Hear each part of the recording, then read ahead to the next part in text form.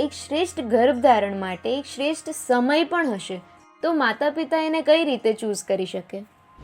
શ્રેષ્ઠ ગર્ભધારણ માટે બહુ બધા નીતિ નિયમો આયુર્વેદમાં અને ગર્ભોપનિષદમાં બતાવેલા છે.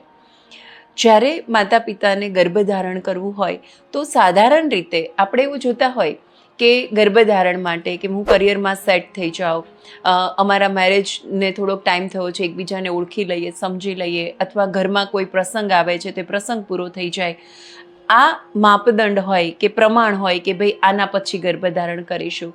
પરંતુ ખરેખર ગર્ભધારણ માટે ઋતુનું મહત્ત્વ હોય છે કે જેવી રીતે આપણે જોઈએ કે ચોમાસું છે તો ચોમાસામાં જે આજુબાજુ પ્રકૃતિ પોતે નવસર્જન કરતી હોય છે તો ત્યારે આપણું જે ફર્ટિલિટી રેટ હોય છે એ વધારે હોય છે. ઉનાળામાં બધું જ સુકાય છે તો ત્યારે કદાચ આપણો ફર્ટિલિટી રેટ ઘટતો પણ હોય છે.